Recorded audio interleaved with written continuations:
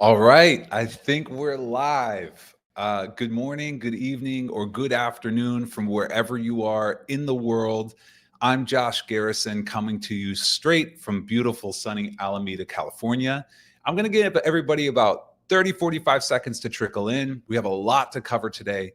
And while we do that, I want to know, what is your average reply rate on the sequences you're sending today? Help me understand where you guys are starting at, and we'll get this thing going. All right, we've got a whole wide array: 6.5, 24%, 8 to 10%. I'm seeing some 1%ers, 0%er. You're in the right place.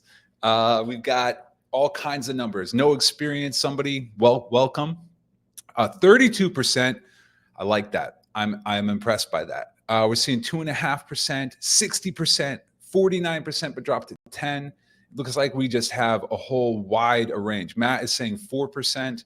Okay, so we see a wide range of figures here. Hopefully, what I'm going to try and do today is give you all who are not seeing the numbers you want to see a framework for you to increase your reply rates, book more meetings, and be more successful. So let's get started. We have a ton of content, okay?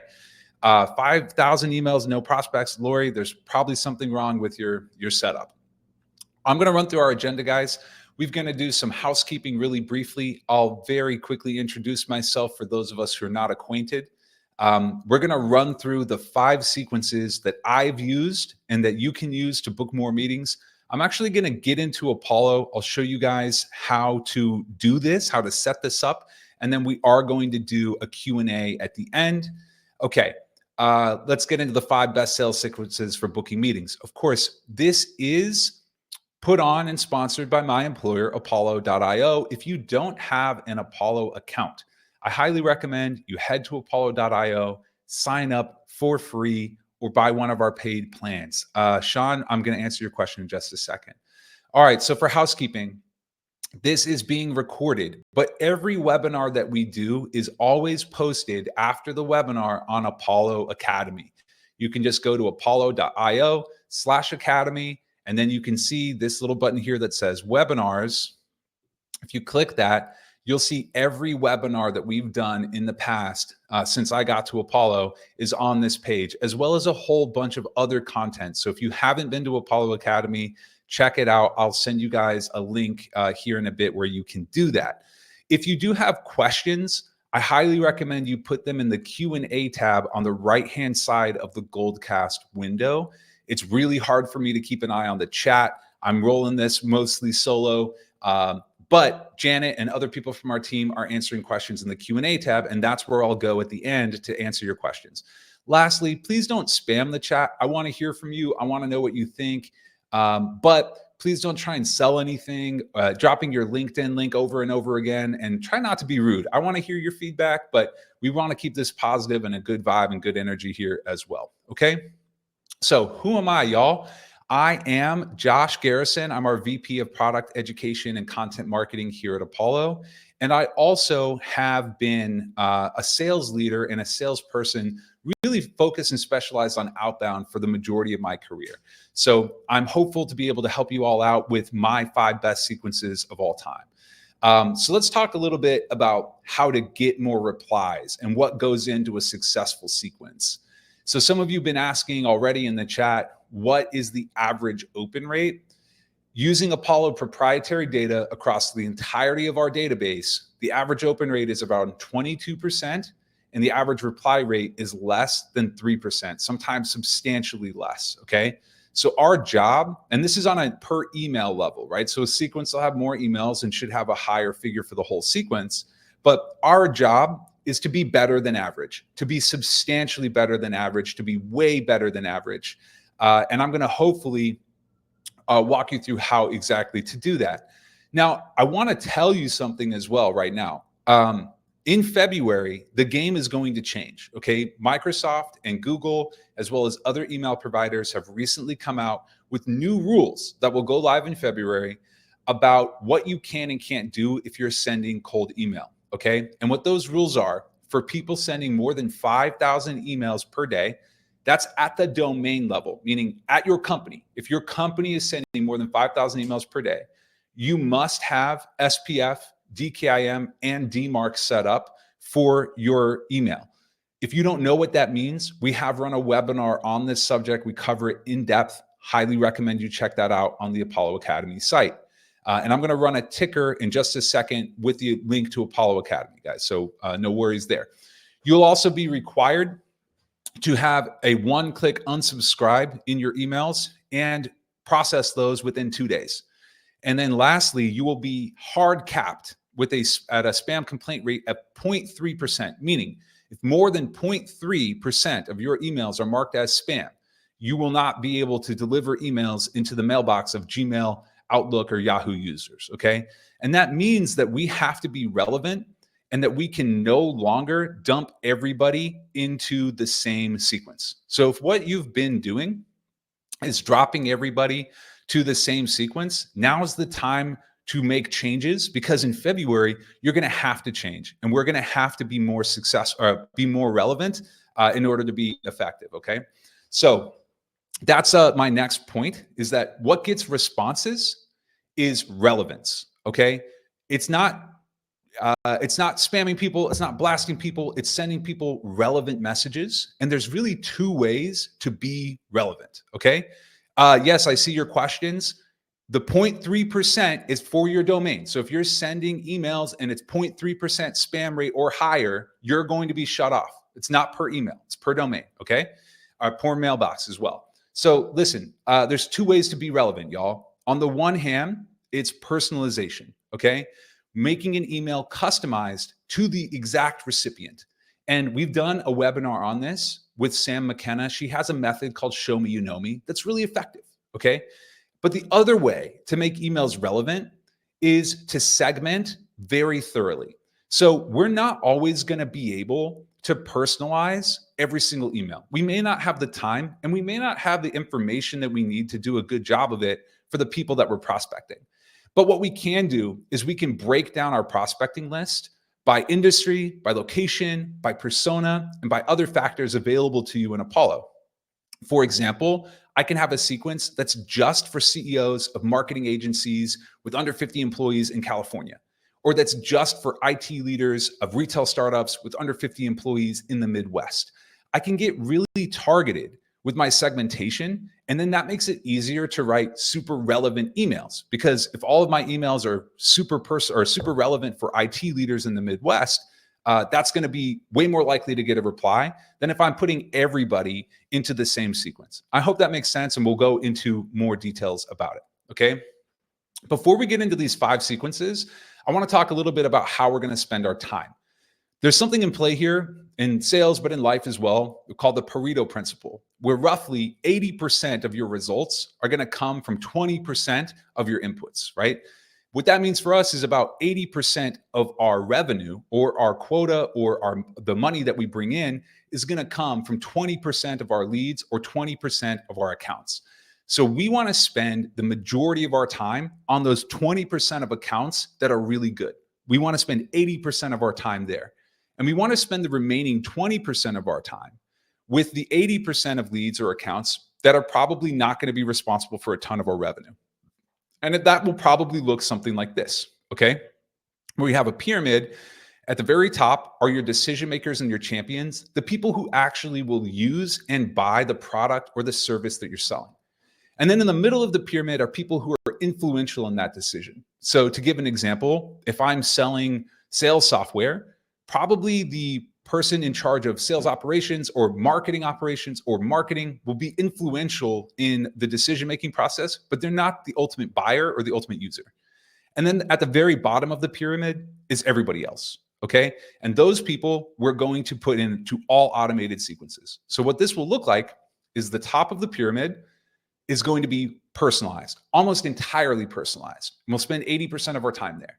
And the bottom of the pyramid is going to be automated, which means we're going to spend time segmenting our users or segmenting our prospects and putting them into sequences made for each segment, okay? I'm going to pause really quickly before I get into the sequences. I'm going to share the ticker for Apollo Academy, and I'll try and catch up on the chat and see if you guys actually have questions on what I'm saying, or if what I'm saying so far makes sense and is useful. So let me know you're going to see the link for Apollo Academy go across your screen in just like 1 second. So that's across your screen now. You can click there. You can bookmark that. Jessica's saying this is helpful. Shayan is saying this makes sense. How to know. Stefan saying who the 20% to focus on. Okay. So Nicholas is calling out as well. The spam rate applies to all senders, even under 5,000 emails a day. Yes, this basically, if you're blasting, spraying, and praying, you're putting everyone in the same sequence, those days are over, okay? And you might as well start now instead of waiting till February. Okay, so people are asking, how do you know who the best people to the 20% are? The way I've done this in the past is I tend to look at who has bought from me in the past. And then when I go and I do my prospecting, the people who are most similar to my existing buyers and customers are my 20%, right? And we've done a different webinar. You'll find it on the Academy site on how to find better leads. I'll do more on that and more topics or more content on that topic. But this webinar is really focused on exactly what to do after you've done the prospecting. So we're not going to go a lot into that. Okay. All right, let's get into this. Okay. The first sequence I'm going to show you guys is for your decision makers and champions. They're the 20% of your leads that you're going to spend 80% of your time on. Okay. So we're starting at the top of the pyramid. And this is what the sequence looks like. Now, I almost forgot. Everything I'm going to show you guys, you can download in the Docs tab of Goldcast. Okay. So if you look on the right-hand side of your screen, there's a tab that says Docs. And if you click on that, you'll be able to download the slides that I'm going through and a resource kit that we've put together that has every single word of copy for each email and every single email or every single sequence structure that I'm going to show you in this webinar. Okay. We're also going to email them to you. It's on the right-hand side. It says Docs. Okay. So if you click on the Docs, you can download it. Yes, it's free. And if you're not able to find it, I'm going to send the link to you using a ticker here in a second after I go through the first sequence. Okay, so I'll show it to you. But download those. Download the resource guide. Download the slides because I'm not going to have time to read every line of copy. So you guys can just take this and use it afterwards. Okay. So this first sequence, I love this sequence. I've used this sequence. What this is going to go through.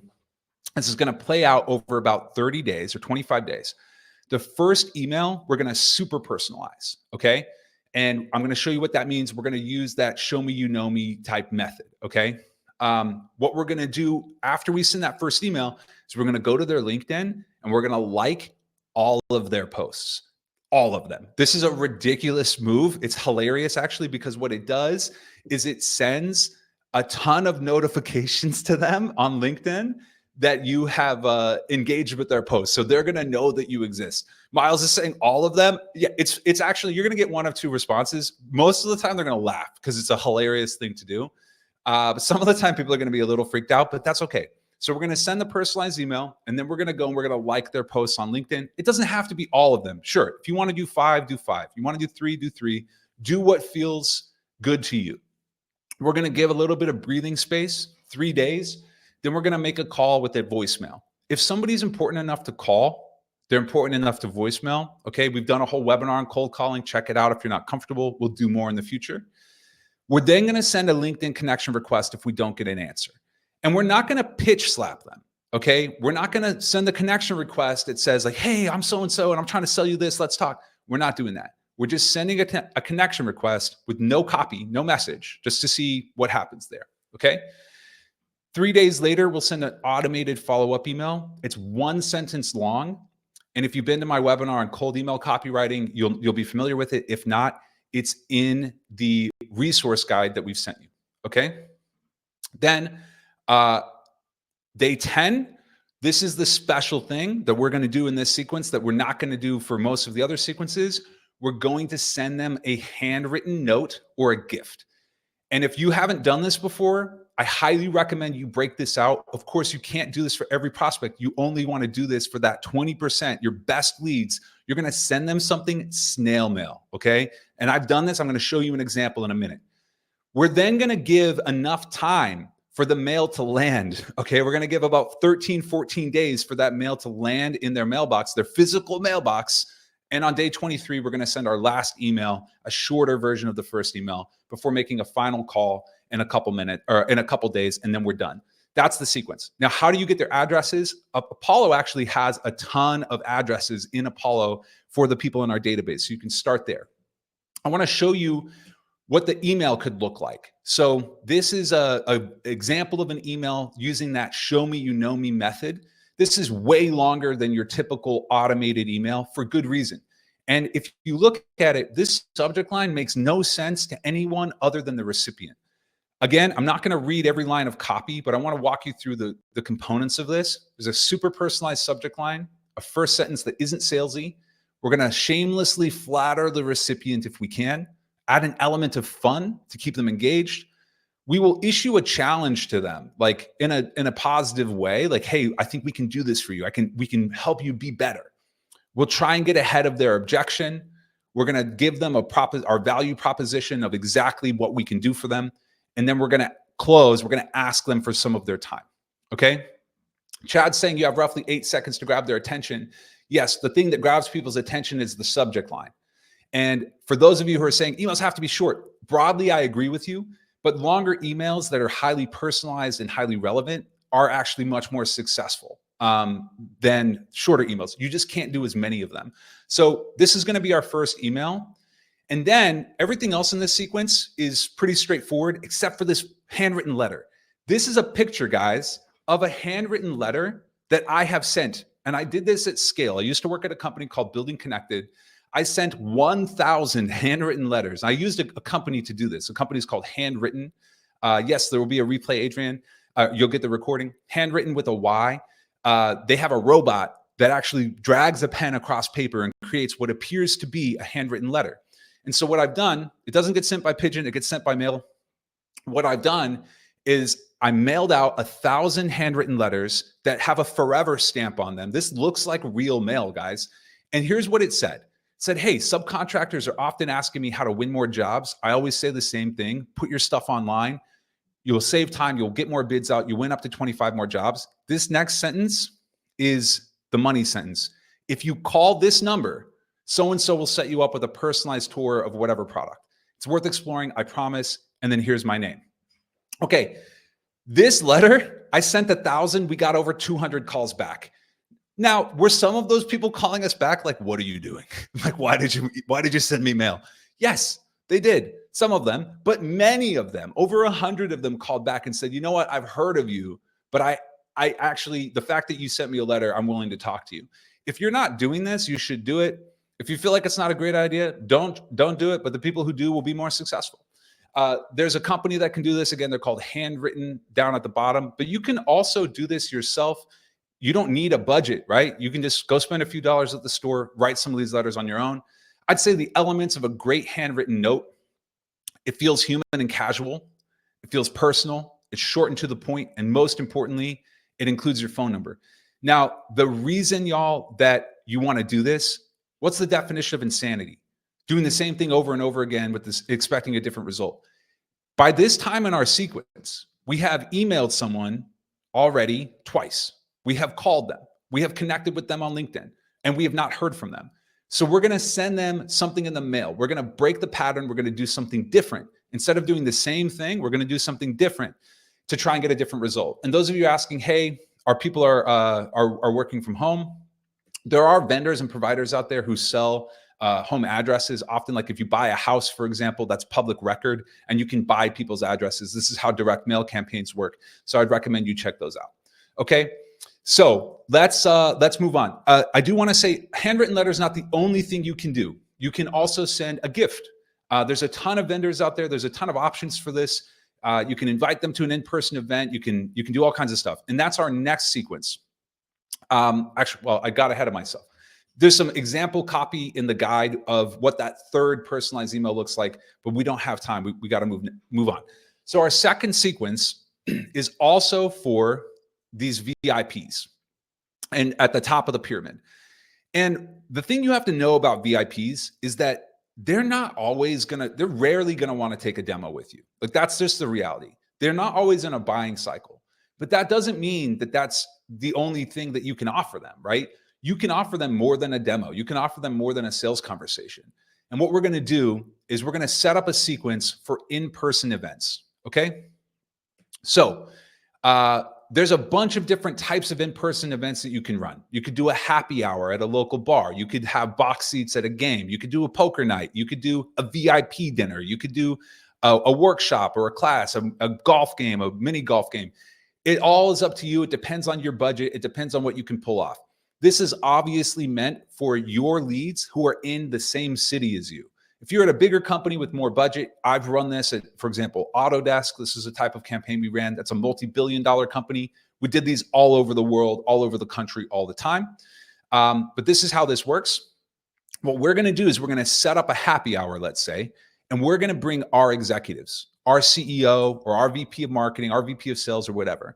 And we're going to invite a bunch of their peers, other CEOs, other VPs of marketing, whoever we're selling to. And what we're going to do is we're going to steal something from one of our webinar guests named Jamal Reimer. We're going to skip to the top of the line because a CEO doesn't really want to talk to an SDR or an account executive, right? Like they will if you're really good, but they probably don't want to. But what a CEO probably does want to do is talk to a bunch of other CEOs. That's their peers. It's valuable for them to network. So what we're going to do is we're going to invite them to our in-person event.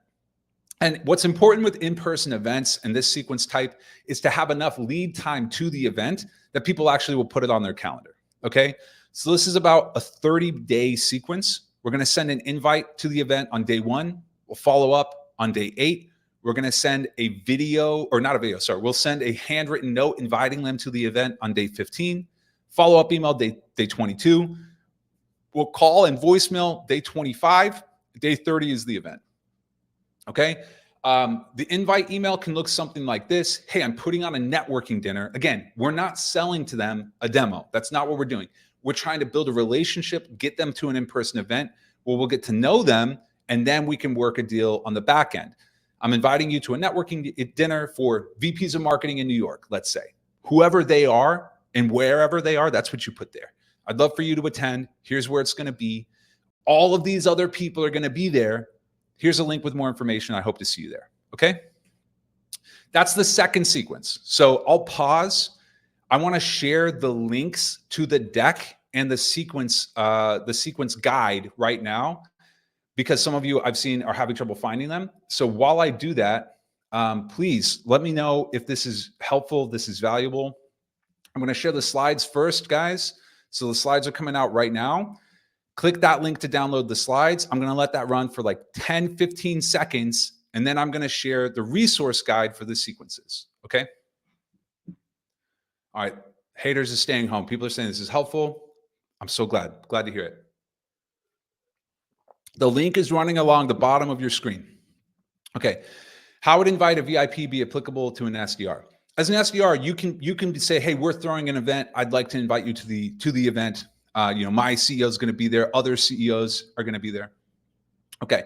Beverly, it's on the bottom of your screen. It's sliding across the bottom. It says slides. Click that. If you don't see it, guys, we're going to email it to you. I have to move on. So I'm going to stop sending the slides. I'm going to send along the resource guide right now, which has every line of copy and every sequence structure in it that you can just take and use right after this webinar if you want.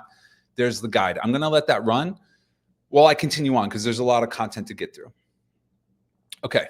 All right, y'all. So we've talked about 2 sequences so far for our VIPs, for the 20% of leads that we want to spend 80% of our time with. But we're going to move down the pyramid a little bit.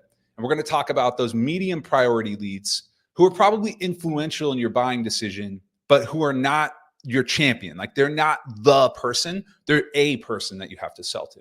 We want to spend 10 to 15% of our time with them. And here's what we're going to do. We're going to hit them with a very simple sequence. The first email will be personalized. Okay. The second step will be a call. The second email is going to be automated. We're going to have another call, and the third email will be automated. Some of you are calling out in the chat. Anna, I'm going to show you how to build a sequence in Apollo in a minute. So stick around. Those of you who are calling out in the chat, you're not sending a ton of emails. You're right. Especially once we hit February, when these rules and limits on how many emails you can send go into effect, Emails are valuable. Emails are currency. I don't want to send 5, 6, 7, 8 emails to somebody. I want to use different touch types to increase my likelihood of getting a reply. Okay. And I'm seeing questions about how do we make sure somebody's actually a VIP. I'm going to do another webinar on that. We're going to add that to the list. It's a great question. It's not in this deck today. Okay. You can add LinkedIn steps to this. I want you guys to think of these as templates, as guides. These are not rules or laws. You can add your own spin on these sequences. We're going to hit them with a personalized email on day one, which is a variation on that show me you know me method. This is an example of what that could look like. We're introducing ourselves. We say what we do. We're saying why we reach out. And, basically we ask for some of their time. The second and third email are all automated though. The second email is just one sentence. Hey, quick yes or no is fine. Do you need help with whatever it is that you help with? And then that third email, we're going to run what I call the breakup email, which uses something at the very end here. It says in the PS line. What this does is this uses something called pattern interruption. We're going to hit them with something zany, like something weird. Hey, if you happen to be on vacation in the island of Aruba and a woman named Francine asked about me, tell her I love her, but it will never work. I'll explain later. I've done this in a previous webinar. It works. It's hilarious. Sometimes people respond and they'll continue the joke. So that's what you're going to do in the third email. Again, these are in the sequence guide, so I'm not going to spend a ton more time here, but the thing to know about this sequence, 1 email is personalized, 2 and 3 are automated. So you're able to spend a little bit of time here, but you're not going to spend a ton of time, okay? Moving on to the 4th sequence. Here we go. This is our all automated sequence for our lowest priority people. And what we're going to do is instead of personalizing and spending a ton of time writing emails, we're just going to be really smart about how we build our lists in Apollo. Okay. So we're going to build lists instead of, if you're today building lists of 1,000 people, we're instead going to build 10 lists of 100 people. We're going to carve our list up. So I'm going to build a list for just CEOs of marketing agencies with 100 employees in California. I'm going to go just marketing leaders at retail startups with 50 employees in Illinois, whatever it is. We're going to carve the list up and we're going to put them in a very simple, fully automated emails sequence with a couple phone call touches. So our first email in this sequence is going to cover a lot of ground in a very, very brief amount of words. We're going to cover who we are, what we do, why we're reaching out, why they should care, and we're going to have a call to action. And we're going to do that in like 4 sentences. And it's going to look like this. Hey, I'm Josh. I run an SEO company or whatever you do that works with marketing agencies in California. So remember when I said we're going to carve our lists up, right? That's what we're doing here. So if this is our marketing agency in California list, that's what goes in the first sentence. Then the next sentence is what they care about. We've helped however many companies just like you do something valuable, right? If I'm doing SEO, it's ranking #1 on Google.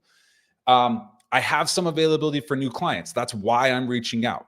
And then lastly, the question, the call to action is, are you looking for this kind of thing right now? This email, very effective. I've used it to grow my own company, which I ended up selling. And I've used it to grow multiple businesses. It's obviously going to be different for every company and for every person that you're reaching out to, right? But this structure is a really good starting point. Those asking what the company was called Ledger Leaders. Okay, the 5th sequence is a call only sequence. Now I know you Apollo people, y'all love to email, okay? Wait, some people are saying you're losing me. Can you hear me? Okay, Janet's saying I'm here. Okay, the 5th sequence is the call only sequence. And I know some of you Apollo folks out there are like, I'm just going to do emails. I'm just going to do emails. I want you to flip this around. I want you to do a sequence that's only calls, because not every prospect has a verified email in Apollo or a verifiable email overall. So, but sometimes they have a phone number that's verified. You want to call those people, okay? And you want to put them into a very simple 3-call sequence on day 1, day 7, and day 12. And we're going to leave 3 voicemails, okay? 1 call, 1 voicemail. And what happens here, if we do this well, we call voicemail on day 1. In a week, we call them and say, hey, I left you a voicemail last week in the voicemail, right? When we call them the third time, we say, hey, I left you a voicemail. Now, people are asking me, when should I call? And there's something a little unusual in the mentality here. A lot of the people who make calls make a mistake by calling during the workday. But if you're calling a CEO, for example, think about their workday. From 9 to 5, they probably are in back to back to back to back to back to back meetings. You calling them at that during that time is very unlikely to get through. They're not going to have time to talk to you. So you want to call 7 a.m. to 8:30 a.m. and 5 p.m. to 7 p.m. That's your ideal time to call for the person you're calling, okay? And of course, Apollo has mobile numbers in the Apollo platform where you can get their cell. I tend to call people's cell phone. I don't like to try and call into the office. If you don't have their cell phone number, you can call into the office, but you're probably going to hit a gatekeeper, and that's like a whole other topic. And people are asking, do people get upset when you call during their personal time? Some people will get upset no matter what you do. I was driving the other day. I put my blinker on. I had a green arrow to turn left. I turned left at the green arrow. Somebody honked at me. Doesn't matter what I do. Sometimes people get mad. You can't always base what you do on what other people are going to think or what they're going to do. So I say make the call anyway. Okay. Before I get into Apollo and I show you how to do this, I'm going to give you one more bonus sequence, which we're going to use to find the right person. So sometimes you just don't know who the right person to email is. Maybe you're looking at an account, you're looking at Apollo, you are not sure which the right person to reach out to is, but you see a person who maybe could be the right person or who knows. What we're going to do in this instance is we're going to have a sequence that's only one email. It's a one email sequence. And it's very similar to our previous email sequence, but it has a different call to action where we say, hey, this is who I am. This is what I do. It's still personalized based on their persona, where they are in their industry, right? It's still relevant. But instead of asking them to sell to them, we're going to ask them, are you the right person to talk to? And what happens most of the time when these people reply, they reply back and they say, I'm not, but so-and-so is. And when we get a reply like that, we're going to email that second person, whoever they told us to email instead. And what we're going to say to them is, hey, Ashley, I emailed your colleague. Here's what they said. They said you're the right person. Are you the right person for me to reach out to? This is a bonus sequence number 6. Yeah, the subject line, Cheryl's asking, what could the subject line be? That's a great question. I would say like question about SEO or like, can you help me find the right person? You should A/B test. You should do what works. And that leads me to my last topic before we get into Apollo. We're going to A/B test any automated email that we run. We have to A/B test because over time, we're going to optimize. We're going to optimize our emails to be more and more effective. And I want to talk about how to do that conceptually. And then I'm going to get into Apollo. I'm going to show you how to do it for real. And then we're going to take your questions. Okay. So one thing to know, you can't A/B test on low volumes. So you're like, Josh, what the hell? You just told me that I have to carve up my list and put smaller numbers of people into each sequence. Yes. And what this means is you have to run your A/B tests for a longer period of time, or you have to have your entire team using the same sequence so you get enough data. Okay. And those of you asking what's an A/B test, I'm going to show you in a second. What I want you to do when you create an A/B test is I want you to start with 2 radically different variations where you do a different everything. There's a different subject line, there's different body copy, and there's a different call to action. This is the opposite of what most people will tell you when they want you to do an A/B test. They're going to say you have to isolate variables. You have to only test one thing at a time. That's true, but not in the beginning. In the beginning, you have to test 2 radically different approaches.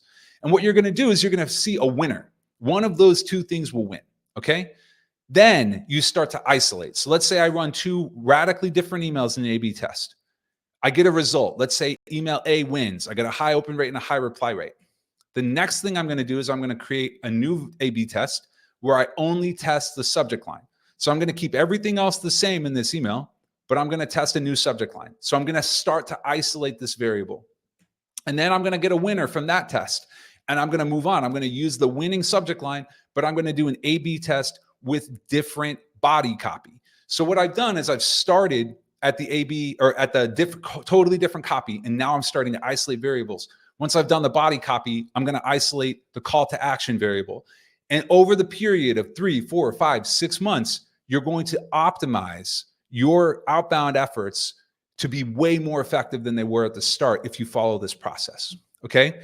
That's what I have for you in slides. I'm going to show you guys how to do this in Apollo right now. So I'm going to stop sharing my screen briefly. And I just want to take a second. I'm going to drink some water and see what you guys think in the chat if this is useful.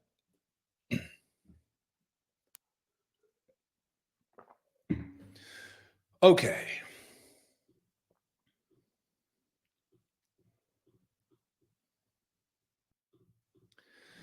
All right. Those of you who are saying this is useful, I'm awesome. I'm happy, and that's awesome. Those of you who are saying it's not useful, I'm going to pretend like I'm not seeing your messages. Okay. So, all right, I am sharing my screen, and I'm going to turn off my video so you guys can see the screen better. Can you guys see this okay? All right, so we can see the screen. Okay, so I'm going to show you guys a few things right now in Apollo. I'm going to walk through some sequence, some like housekeeping stuff with sequences. I'm going to show you then how to build a sequence, how to add a manual personalized email, and how to incorporate AI into that, how to build an A/B test, and then something completely new to Apollo. There's a new home experience, which is amazing. So stick around through this. This is probably the most valuable part of the whole webinar. As you guys can see, I've built out the 6 sequences that we've talked about on the webinar here in Apollo. And I'm just going to show you what the first one looks like. It's got a manual email on day 1, and then my LinkedIn touch, my phone calls, my connection requests, my automatic email. So I'm going to show you how to build this out. But before I do, remember at the start of the webinar, we talked about how you are going to have to use SPF, DKIM, and DMARC in order to send emails. Apollo can help you figure out if you've done that. And what you're going to do is you're just going to click on the sequences button on the left. It may be along the top for you, but it's this little paper airplane.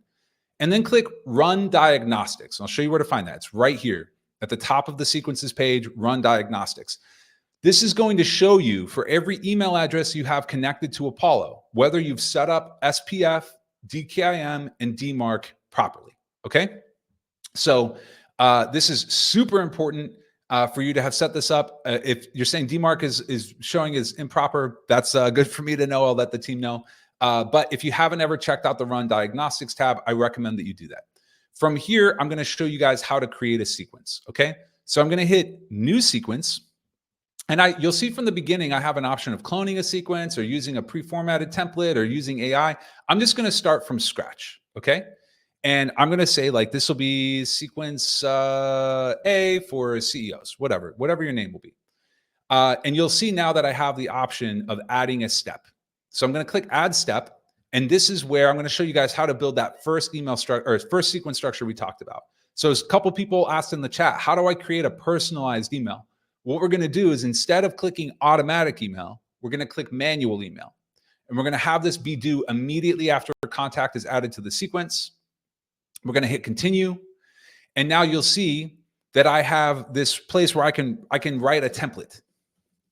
So even though I'm writing a template, when it comes time for me to send this email, I get to review it and I can personalize it. That's the difference between a manual email and an automated email in Apollo. But if I want a little bit of help in writing this email, I can click this button that says AI Assistant. And I can have the AI, Apollo AI, you'll see it's going to show over here on the right. It's going to ask me if I want to use a personalized opener. I can have it show me options for personalizing an email based on whoever I'm reaching out to. And so you'll see on the right, it's going to show me that I can, there's a work anniversary. There's something about their company mission, something about their current job. What I want you guys to do is not to rely on the AI to do your job for you and write the copy for you. I want you to use the AI as a co-pilot, as a guide, as an idea generator, but I want you to be in the driver's seat. Okay. So I'm not going to use the AI. Instead, what I'm going to do is I'm going to show you guys how I set up these manual emails. What I do is I write a template and I say like, hey, we haven't met yet. And I use what's called a dynamic variable. So the dynamic variable is going to make it easier for me to personalize my email. And what a dynamic variable is these two curly brackets with something in the middle. And you'll be able to insert them by clicking this right at the bottom. It says add dynamic variable, okay? And what I do when I write a template is I create broken dynamic variables that will remind me to personalize the email. So what this is right here, it says, hey, we haven't met yet. I'm Josh. I'm on the couponing program here. And then I add this dynamic variable, two curly brackets, an exclamation point, and then a note for myself. Hey, personalize. What I'm saying to myself is add a personalized sentence here. And you'll see here in the next step, make it fun. You'll see here, I do it again, personalize it. I have these broken variables throughout, which help me as I go through my tasks, remember to personalize the email without having to write every single email completely from scratch. I hope that makes sense for you guys, okay? So that's how you build the manual email. And then you just go ahead and you can keep building your sequence out. You can hit add a step. You can add an automatic email for the second task, a phone call for the third task, LinkedIn connection request, wherever.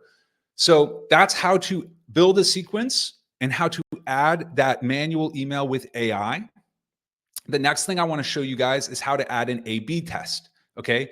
So we've talked about A/B testing. And what that means is we're going to have Apollo split all of the people we put into this sequence between two different emails. And you can only A/B test an automatic email. Okay. You can't A/B test a manual email because every email will be different. We're going to A/B test our automatic emails. So any automatic email we have set up in Apollo, we A/B test. And to do that, we just hit add A/B test. And you'll see that I now have an A version and a B version. So my A version says, hey, quick yes or no is fine. Are you looking for XYZ? My B version can say, whatever, don't want to be a bother, but can I come to your house? I would never send that, obviously, but I'm going to just have two different things. And you'll notice that you have to activate every variation that you turn on. Okay, so I have an A version that's turned on by default. When I add a B version, I have to turn that on. And now Apollo is going to split everybody who hits this step half and half. Half will go to A and half will go to B. And what you'll see is over here on the right, I'm going to get data on what are my open, reply, and interested and opt-out rates for each step. And that's how you can optimize your emails over time. A couple of you are asking, what plan is this on? A/B testing becomes available at the Pro plan. If you want, I'm going to run a poll in a minute where I'll show you guys how you can actually get access to A/B testing if you don't have it. Okay, so I'm going to show you one more thing in Apollo before we move on to Q&A. And while I do that, again, I have to stop sharing my screen. And I'll just take a look at the chat, take a look at the Q&A to see if you guys have questions. Yeah, Juan is saying A/B test is, or Ari is saying A/B test not included in the basic plan. Yeah, I recommend the Pro plan on Apollo. Honestly, it's such incredible value. I'm going to run a poll for you where you can upload or upgrade in a minute. Jurgen is asking where to find the SPF, DKIM, and DMARC. I'll take that question at the end. But I also am going to point you to Apollo Academy. I have a whole webinar on email deliverability where we cover it. All right. I'm going to show you guys one more thing. So this is brand new. And like most of you have probably never seen this before. This is Apollo. I had to switch Apollo accounts. We have a new home in Apollo. Okay. So when you click on home, go to Control Center. And what you're going to see is this is incredible. This is brand new. This was part of the 3.0 Apollo that we launched or that we announced at the Olympus event we did. This is your new workspace in Apollo. This is where, after you've created your sequences and you've added people to them, this is where you should spend the majority of your time. Here's why.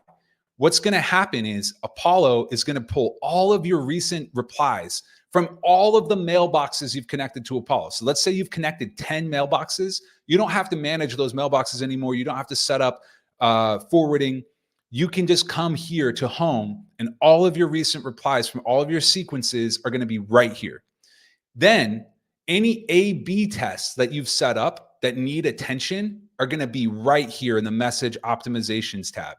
It's going to show you which A/B tests you need to turn off, which ones you need to create new A/B tests for. It's going to be right here, right in one place, okay, in the home, all right? Then lastly, tasks.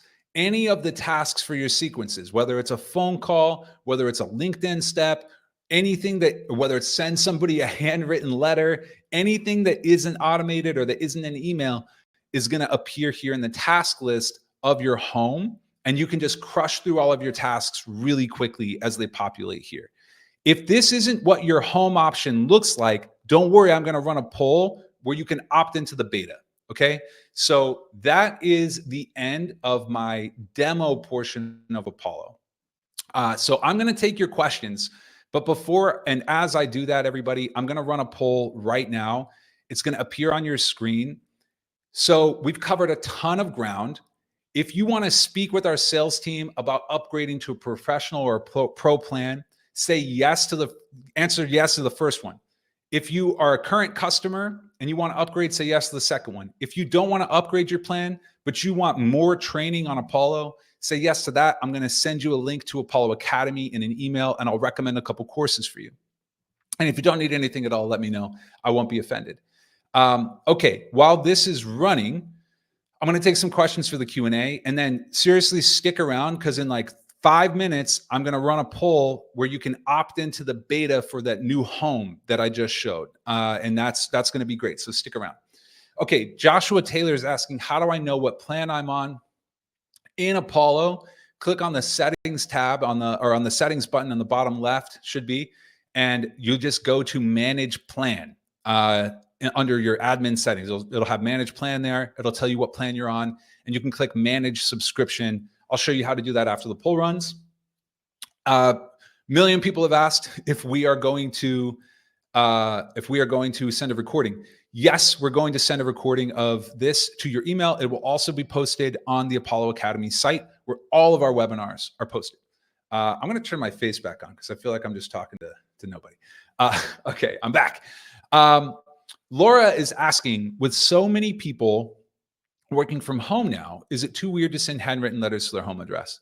So only about 30% of the American workforce, and of course I'm in the USA, so I only have the data for the USA, only 30% of the American workforce is working from home. Almost everybody is in the office at some point during the week.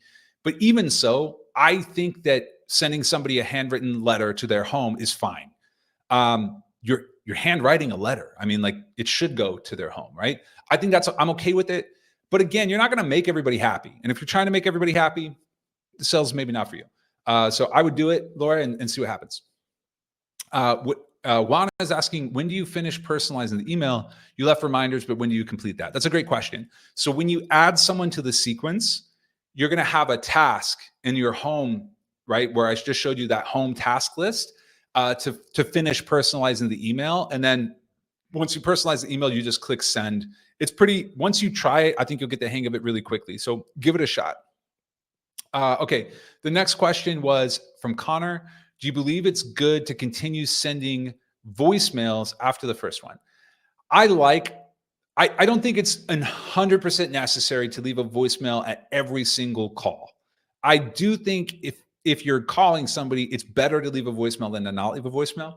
And a lot of people I've seen in the chat, they're like, nobody listens to their voicemails. Okay, let me tell you something. Anybody over 30 probably listens to their voicemails. And even if they don't listen to their voicemail, most phone carriers today provide a transcript of the voicemail. So it's like a free email, right? You leave a voicemail and they can read your voicemail, like right there, even if they don't listen to it. Way more people use voicemail than you think they do. Highly recommend you check it out.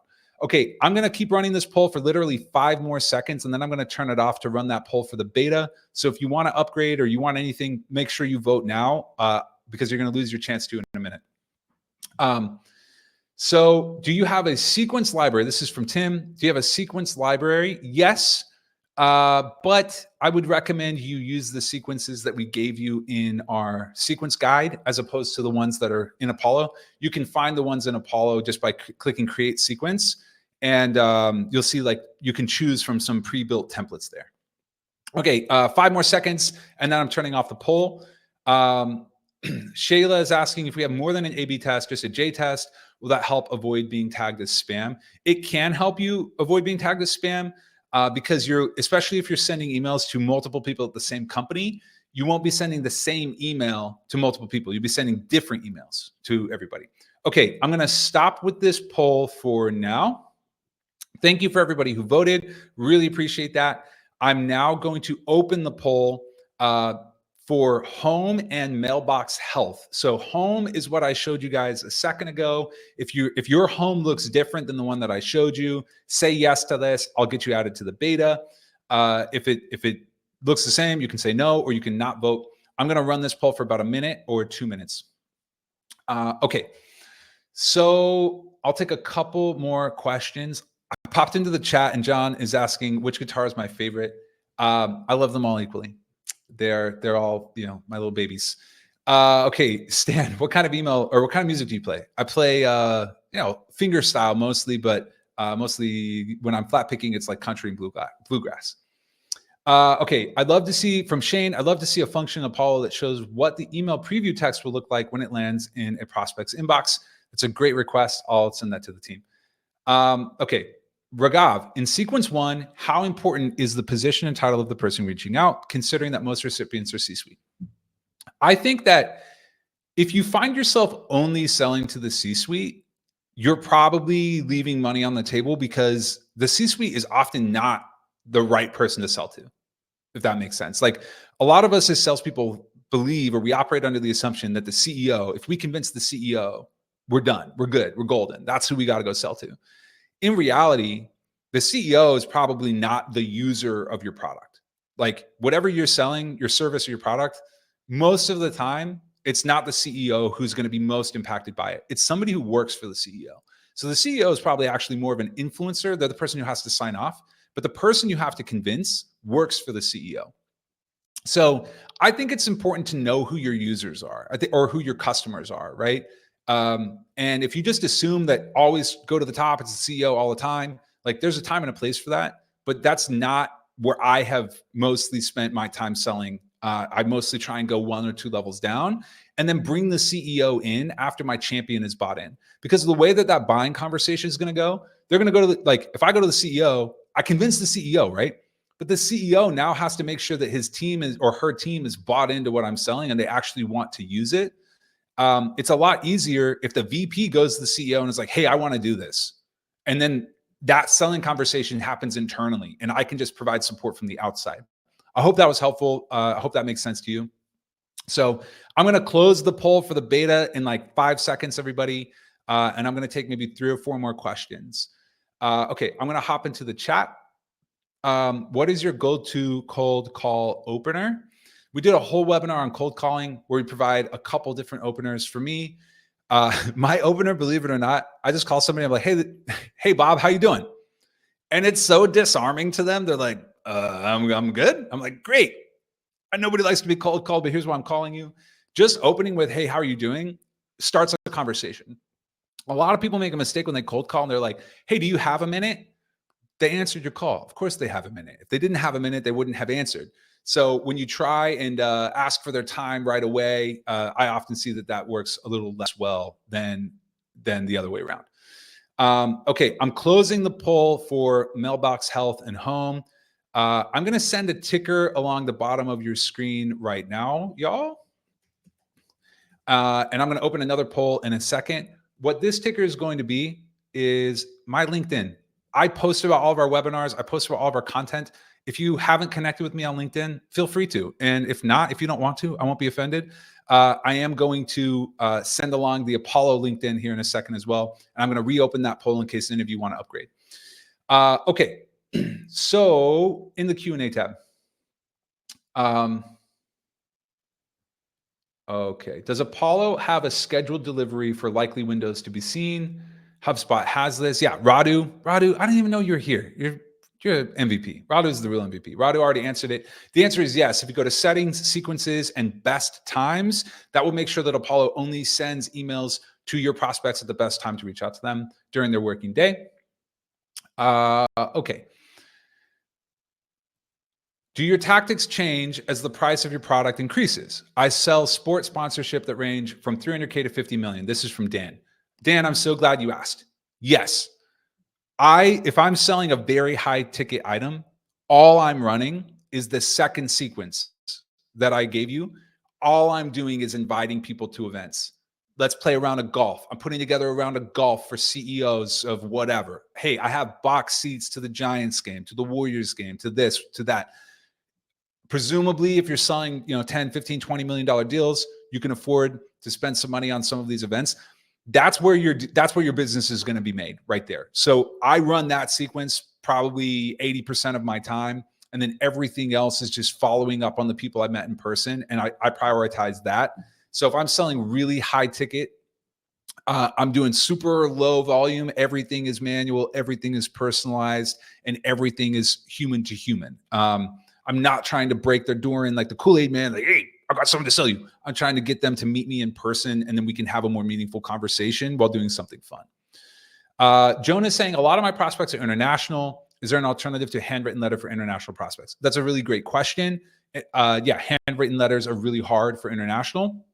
So the short answer is probably, but what I've done in this situation, like as far afield as I went was Canada and Mexico, and I contracted a vendor in Canada to send to Canadians and in Mexico to send to our Mexican users or our Mexican prospects. So what you try and do is go in country. And then you can work with a vendor in country to send on your behalf. You may be able to use something like Upwork to find somebody in that country to send mail on your behalf in the country. So I would just recommend you get creative with it. Try and find a vendor who may be able to help out. Okay. Tim is asking, and this will probably be my last question before I let you guys go. I'm going to stop the ticker along the bottom. I'm going to run a new ticker, which is for follow, join our community. So if you guys haven't joined our Slack community yet, Apollo has a Slack community, which is incredible, and I highly recommend you join it. I'm going to send you guys the link on how to do that in 1 second. And what this is, these are other Apollo users who are sharing what they're doing that's working, their best practices. This is a place for you to connect and meet your peers instead of people trying to sell to you or you trying to sell to them all the time. Okay, couple more questions before I let you guys go. What are the best practices to engage with blue collar heavy industry that doesn't live on emails and phones, but isn't as tech forward? All right. I used to sell into the construction industry. That's where I got the idea of sending direct mail. Also, text message. Everybody has a cell phone and everybody texts. So if you get their mobile number in Apollo, send them a text message. That'd be my recommendation. If they're not email savvy and if they're not on LinkedIn or anything like that, I text and I use direct mail. All right. Last question, but I want to hear before I do, how was this, guys? Like, give me in the chat, was this a useful webinar? Did you get what you wanted from it? Or are you leaving wanting more? Are you feeling disappointed? Some people are saying useful, cool, very useful, enjoyed it. Okay, I'm so glad to hear it. We put a lot of time and effort into these. I'm really excited that this landed with you guys. The haters stayed home today. Okay, the last question. Oh, thank you. Terry said useful. I really appreciate you guys. How do you feel about video pitches and where should they be in the sequence? So this is for Philip. This is a hot take. I think back when Vidyard came out, video messages were all the rage. It was like, oh, include a video. It's so amazing. Personally, I haven't seen the juice be worth the squeeze there when I'm prospecting for the first time, meaning when I'm trying to start a conversation. There's a couple caveats. Like I've had a couple people come who sell like conversion rate optimization stuff, and they go and they make a video about the Apollo website and they send it to me. And sometimes I watch the video, sometimes I don't. But where I have used video way more successfully is after the first meeting. So I have my first meeting with somebody and I'm taking notes during my discovery process where I'm learning like what's important to them, right? And often in the first call, I don't have time to do an in-depth demo. Like if you find yourself in that first call demoing and just talking about your solution a lot, you're misusing the time. Your first call should be about discovery with them and figuring out what's going on, what they care about, what their problems are, what they're doing today, all of that kind of stuff. And then what I'll do is after that meeting, I set up the second meeting, right? But I'll send them a little video in between those two meetings. I'm like, hey, I've been thinking about what we talked about. And I just wanted to show you a couple things that I think could be useful for you. And I'll send that video after the meeting, skyrockets my chance of conversion. So I highly recommend that play, and then you save your time on the prospect. All right, everybody, this is it. we're done. Thank you so much for coming. I hope you all have an incredible rest of your day. We'll see you in our next webinar in December about inbound sales and how to set up an incredible inbound sales process to maximize your conversion rates. I appreciate you all. See you out there on the internet. Thanks, everybody.